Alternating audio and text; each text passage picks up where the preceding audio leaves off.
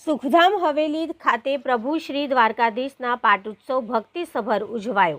વૈષ્ણવોમાં દીપાવલી પર્વ જેવો માહોલ। વૈષ્ણવોના આસ્થા તીર્થ વ્રજ ગણાતા સુખધામ હવેલી ખાતે તૃતીય પીઠાધીશ્વર કાકરોલી નરેશ પૂજ્યપાદ ગોસ્વામી 108 વૈષ્ણવોના સરકાર પૂજ્ય શ્રી ડૉક્ટર વાગીશ કુમારજી મહારાજ શ્રી કાંકરોલી યુવરાજ પૂજ્ય શ્રી સિદ્ધાંત કુમારજી મહોદય શ્રીના સાનિધ્યમાં પ્રભુ શ્રી દ્વારકાધીશ મંદિર 20 વર્ષ પૂર્ણ થતા 21મા વર્ષના મંગલ પ્રવેશે પાટોત્સવ પર્વની ભક્તિસભર ઉજવણી વહેલી પરોઢથી જ વૈષ્ણવોની ચહલ પહલ હવેલીમાં જોવા મળી। શૃંગારના દર્શનમાં પ્રભુને સુવર્ણના પાટલામાં ઝુલાવી ગોકુલમય વાતાવરણ, રાજભોગમાં બંગલાનું મનોરથ દર્શન અને શયનમાં પ્રભુ શ્રીના રાજ દરબારનો દિવ્ય અલૌકિક બડો મનોરથ દર્શન યોજાયા।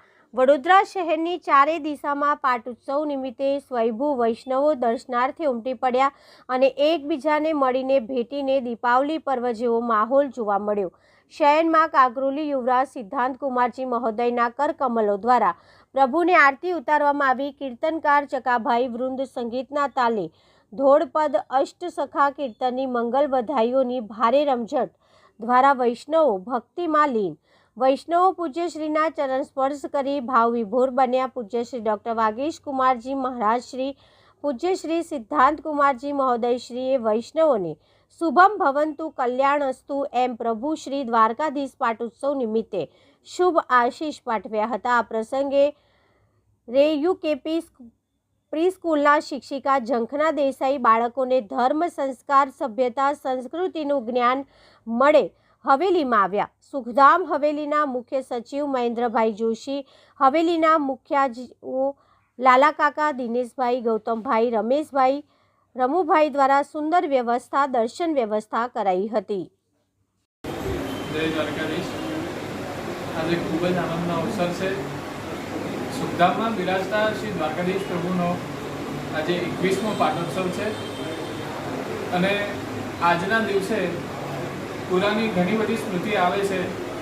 જેવી રીતે એક ભવ્ય શોભાયાત્રા નીકળી હતી આજથી 21 વર્ષ પહેલાં અને જેવી રીતે વૈષ્ણવના ઘરે ઘરે પધારીને પ્રભુએ કૃપા કરી હતી અને એ જ લાગણી અને એ જ પ્રેમનો અનુભવ હું આજ બી કરી રહ્યો છું। સુખધામમાં આવીને આજે એવું લાગે છે કે સુખધામમાં વ્રજનો માહોલ એક ઉત્પન્ન થઈ ગયો છે અને શ્રી પ્રભુ એવી રીતે જ બિરાજીને સમસ્ત ભક્તજન ઉપર એવું જ કલ્યાણકારી કૃપા દૃષ્ટિ બનાવી રાખે એવી જ મારી મનોકામના છે। હું બધા જ વૈષ્ણવજનોને ખૂબ ખૂબ આ પાટોત્સવની મંગલ બધાઈ આપું છું અને આપ સૌ અહીંયા દર્શન કરીને પોતાનું જીવન વૃદ્ધાર્થ કરો એવી શુભકામના આપું।